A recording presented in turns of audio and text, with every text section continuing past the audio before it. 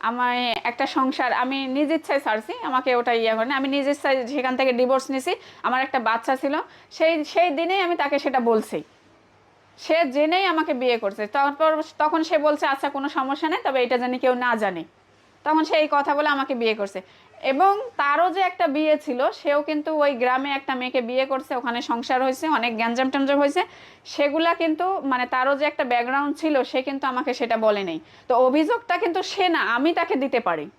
কারণ আমারটা আমি তাকে বলেছি, কিন্তু তারটা সে কিন্তু আমাকে বলে নাই। আমি তাকে বিয়ে করে যাওয়ার 1-1.5 বছর পর সেটা আমি জানতে পারি।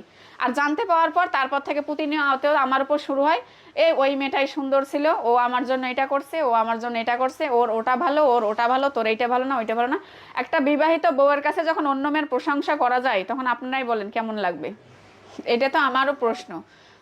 যাকে ভালোবাসা যায়, যাকে সব কিছু এত কিছু করা যায়, তার মনে আবার অন্য নারী কিভাবে থাকে? আসলে কি মানে ও এমন একটা মানুষ, সামনে দিয়ে একটা সুন্দর মেয়ে গেলেই ওর ভালো লাগে।